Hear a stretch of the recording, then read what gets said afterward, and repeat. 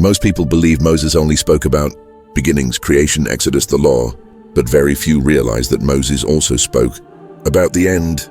Hidden within the Torah, woven directly into the law itself, are warnings about the latter days, warnings about rebellion, scattering, judgment, and restoration. In this video, we are going to uncover something rarely taught. Moses warned about the end of the world, and Revelation confirms it. This is not speculation. This is not symbolism pushed too far. It is written plainly in Scripture. So open your Bible, stay with us until the end, because the law was not given only to form a nation. It was given to prepare the last generation. Let us begin. Most people remember Moses as the man who delivered commandments, stone tablets, rules, laws carved into rock.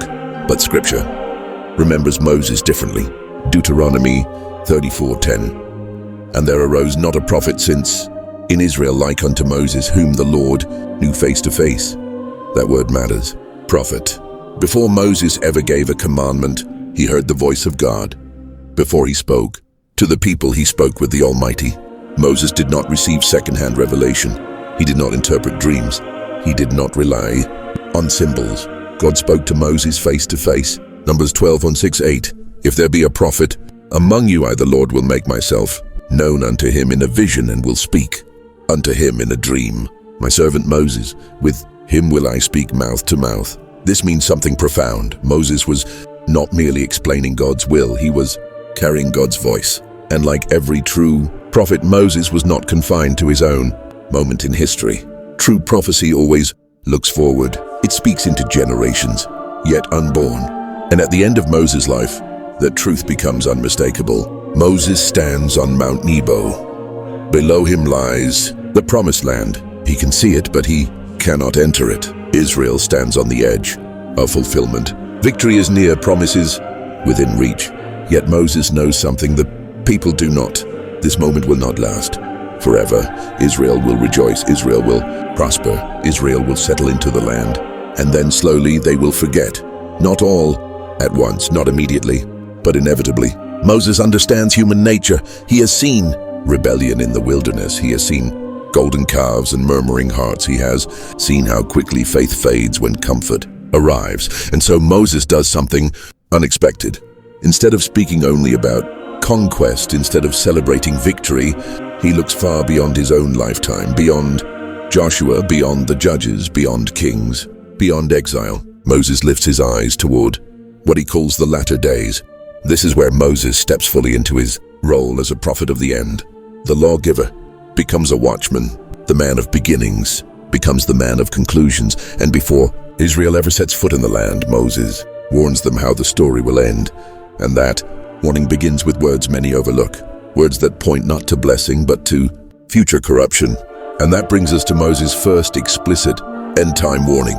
When he speaks of the latter days, Moses does not soften his words. He does not speak in riddles. He does not hide behind symbolism. He speaks plainly, openly, publicly.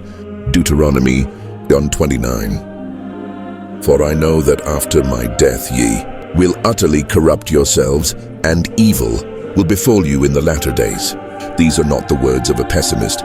They are the words of a prophet who understands both God and human nature. Moses does not say if Israel turns away.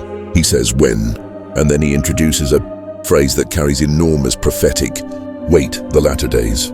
That phrase matters because Moses is not speaking about the wilderness generation. He is not speaking about Joshua's era. He is not even speaking about the early kings. Moses is looking to the end of the story, the final chapter of covenant history. The latter days are not triggered by one mistake. They are the result of a pattern. And Moses tells us exactly what that pattern is. Corruption, turning away from God, breaking covenant. Not suddenly, not violently at first, but slowly. Comfort replaces dependence. Prosperity replaces prayer. Ritual replaces relationship. And eventually God is remembered less and trusted even less. This is why Moses' warning is so sobering. Covenant does not remove accountability, it increases it. The closer a people are to God, the more responsible they are for how they respond to him. This is the same pattern humanity followed before the flood. Enoch warned. The warning was ignored. Corruption increased. Judgment followed. Now Moses stands before Israel and says, in effect. You are not immune. Being chosen does not mean being exempt. Israel's latter days will come because they were given truth and turned away from it. Deuteronomy 31:20. They will turn unto other gods and break my covenant. This is not merely ancient history, this is prophetic diagnosis. Moses reveals that the end does not arrive because God suddenly becomes angry. It arrives because rebellion becomes complete. Yet Moses does not only warn, he preserves a witness. God commands him to do something extraordinary. He tells Moses to write a song that will outlive him, a song that will confront future generations, a song that will testify against them in the latter days. And so God does something unexpected. After warnings, commandments, and covenant terms, he tells Moses to sing Deuteronomy 31:19. Now therefore write ye this song, that it may be a witness for me. This is not a song to comfort, not a hymn to stir emotion. It is a legal testimony, a prophetic record meant to rise up when everything Moses warned about has already happened. Deuteronomy 31:21. This song shall testify against them. Then Moses begins to sing, and what he sings is not vague. It is structured, chronological. Deuteronomy 32:20. I will hide my face from them. I will see what their end shall be. That word appears again, their end. Moses is mapping a timeline. The Song of Moses outlines the entire covenant journey. First blessing, God chooses them, protects them, provides for them. Then Israel grows strong. Prosperity arrives, comfort follows. And then they forget, not open rebellion, neglect. God is acknowledged, but no longer trusted. Provocation follows. False worship enters. Truth becomes optional. Covenant becomes tradition. And God responds not with instant destruction, but with distance. I will hide my face from them. Judgment follows. Enemies rise. Security collapses. Pride is stripped away. And then the song turns. God intervenes. He does not destroy Israel. He vindicates them. This is why the Song of Moses is not poetry. It is prophecy with sequence, blessing, rebellion, judgment, restoration. Judgment is delayed but deliberate. God waits until rebellion is complete.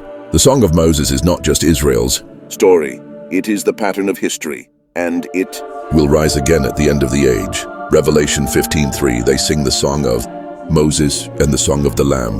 The song written at the beginning is sung again at the end. Law and grace together, judgment and mercy together. This tells us something powerful. The end of the world is not God changing direction. It is God finishing what he started. And that means something for us. If the Song of Moses is sung again at the end, then the warnings Moses gave still matter. Now, the law was not only about beginnings, it was about preparation. And the question is, no longer did God warn us. The question is, will we listen?